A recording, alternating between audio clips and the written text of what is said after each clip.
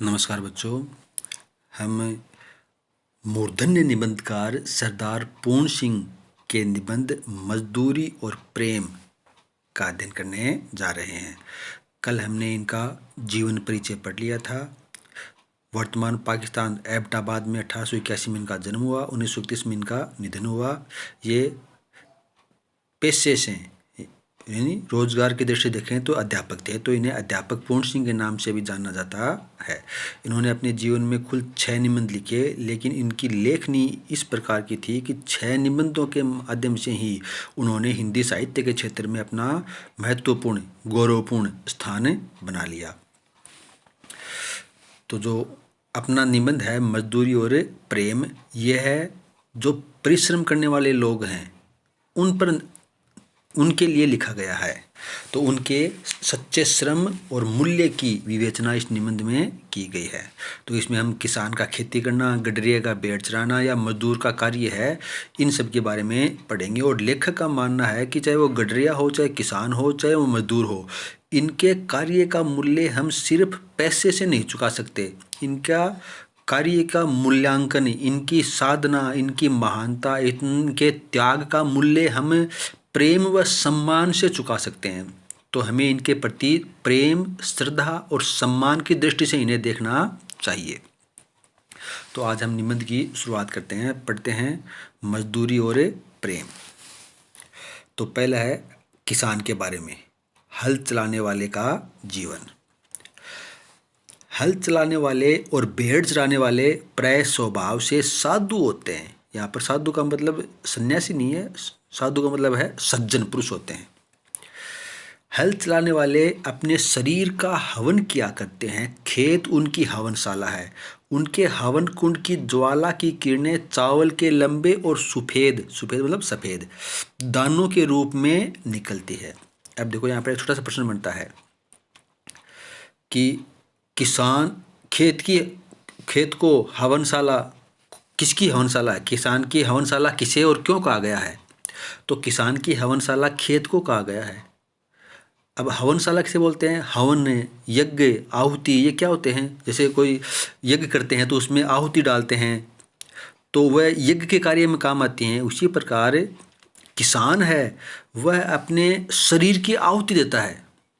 कहाँ देता है? खेत में देता है। तो किसान अपने शरीर की आहुति खेत में देता है, और उसका परिश्रम उसे क्या मिलता है? उसका फल उसे क्या मिलता है? उसके परिश्रम का चावल के लंबे दाने के रूप में उसे उसका परिश्रम मिलता है। गेहूं के लाल लाल दाने जब अग्नि की चिंगारियों की डालियां सी हैं।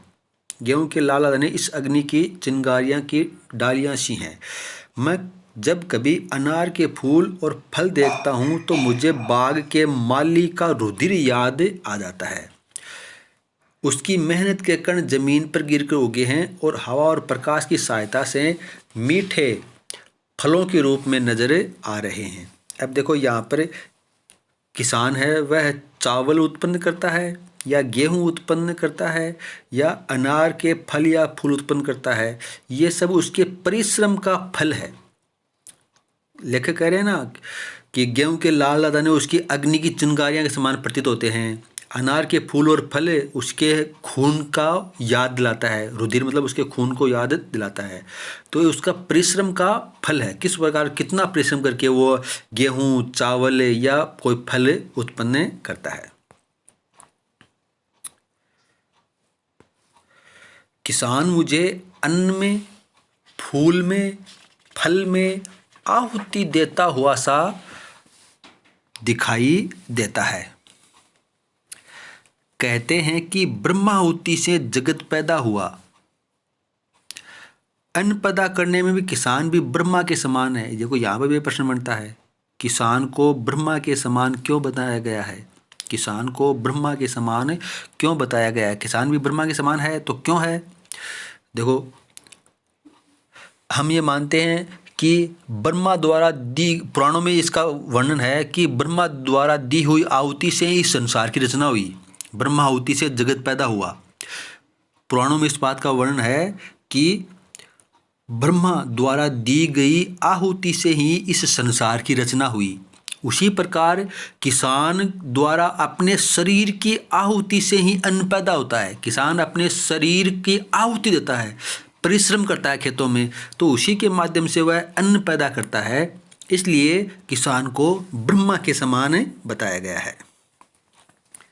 खेती उसके ईश्वरी प्रेम का केंद्र है कि वह ईश्वर को प्रेम करता है। इसका परिणाम क्या है? खेती, इसलिए वह खेती करता है। उसका सारा जीवन पत्ते पत्ते में, फूल फूल में, फल फल में बिखर रहा है। वृक्षों की तरह उसका भी जीवन एक प्रकार का मौन जीवन है कि जिस प्रकार वृक्ष मौन रहते हैं और अपना फल सभी को देते रहते हैं, उसी प्रकार किसान भी मौन रह करके अपना फल सभी के लिए देता है। वायु, जल, पृथ्वी, तेज और आकाश की निरोगता इसी के हिस्से में है। विद्या ये नहीं पढ़ा, किसान के लिए है कि विद्या ये नहीं पढ़ा, जब और तब से ये नहीं करता, संध्या वंदनादि यानी प्रार्थना वगैरह इसे नहीं आते, ज्ञान ध्यान का इसे पता नहीं, मंदिर मस्जिद गिरजे से इसे कोई सरोकार नहीं, केवल साग पात खाकर ही यह अपनी भूख का निवारण कर लेता है। सरोकार नहीं मतलब कोई मतलब नहीं। ये किसान के लिए कहा गया है कि ज़्यादा पढ़े लिखे किसान होते नहीं हैं, जब तब कोई ध्यान वगैरह करते नहीं, संध्या सुबह की वंदना आराधना पूजा ये नहीं करते, कोई ज्ञान ध्यान की बातें इसे नहीं पता, मंदिर में जाना कि मस्जिद में गिरजे में जाना भी इसका भी किसान को इससे भी कोई मतलब नहीं है। केवल साग पात खाकर ही ये अपनी भूख का निवारण कर लेता है। ठंडे चश्मे बोलते हैं झरनों को, और बहती हुई नदियों के शीतल जल से ये अपनी प्यास बुझा लेता है। प्रातःकाल उठकर ये अपने हल बैलों को नमस्कार करता है और हल जोतने चल देता है। दोपहर की धूप इसे भाती है, मतलब दोपहर की धूप में भी ये कार्य कर लेता है। इसके बच्चे मिट्टी ही में खेल खेल कर बड़े हो जाते हैं।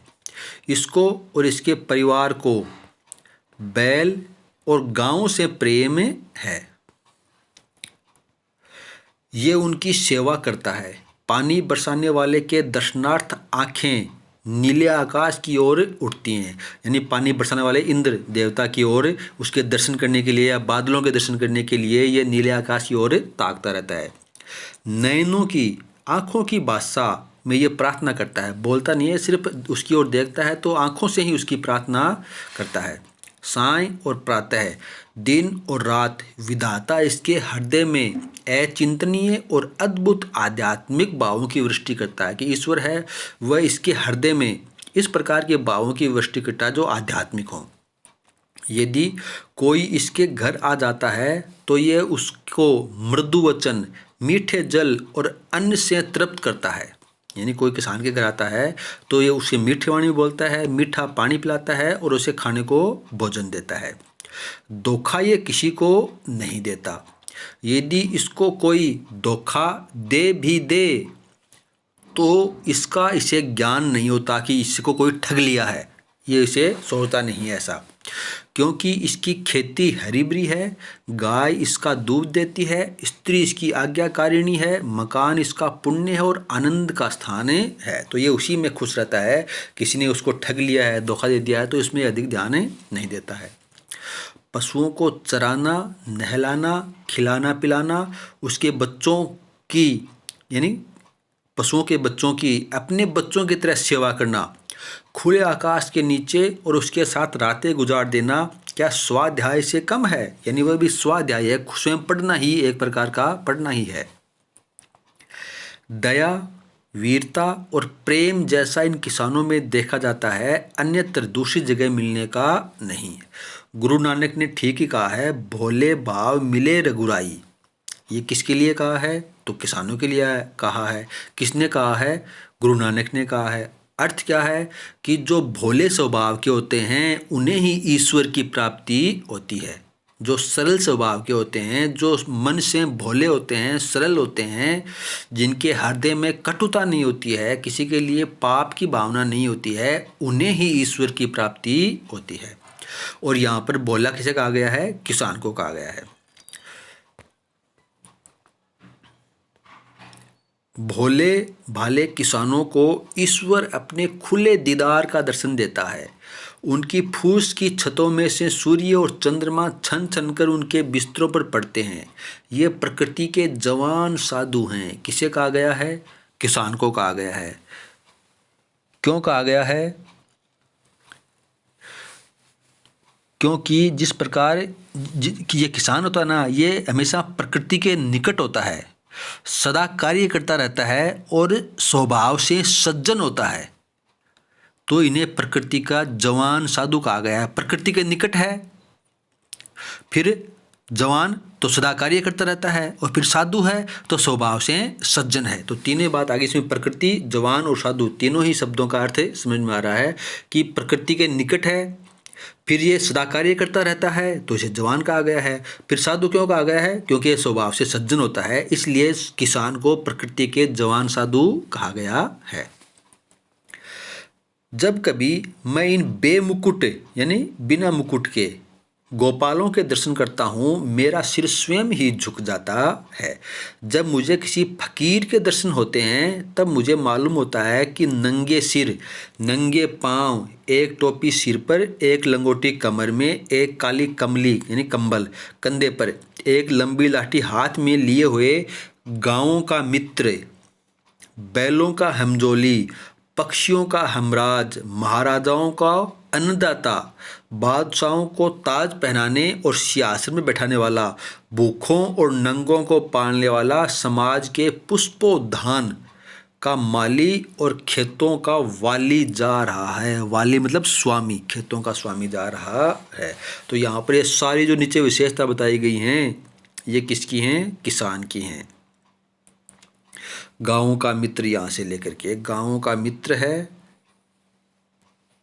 बैलों का हमजोली है, बैलों का साथी है, सदा बैल साथ रखता है, पक्षियों का हमराज है, पक्षियों को भी अपने साथ पालता है, महाराजाओं को यानी राजाओं को अन्न देने वाला, पहले कर के रूप में राजाओं को अन्न ही दिया जाता था, बादशाहों को ताज पहनने वाला भी किसान को कहा गया है, उसे सिंहासन में बिठाने वाला भी किसानों को कहा गया है, भूखों और नंगों को पालने वाला, कि इसके दर पर, इसके दरवाजे पर, इसके घर में कोई भी भूखा या नंगा आता है तो उसे अपने घर से खाना खिलाता है, समाज के पुष्प उद्यान के, समाज के पुष्प रूपी उद्यान का माली है, और खेतों का स्वामी जा रहा है। इन खेतों का स्वामी किसे कहा गया है? किसान को ही कहा गया है। तो आज ये अपना जो हल चलाने वाले का जीवन है, मजदूरी और प्रेम के निबंध में भाग, उसका दिन हमने पूरा कर लिया है। कल हम पढ़ेंगे गडरिये का जीवन, यानी भेड़ चराने वाले गडरिये का जीवन। ये किसान के जीवन के बारे में कहा गया है। तो आज इतना ही पढ़ेंगे, बाकी का दिन कल करेंगे। नमस्कार।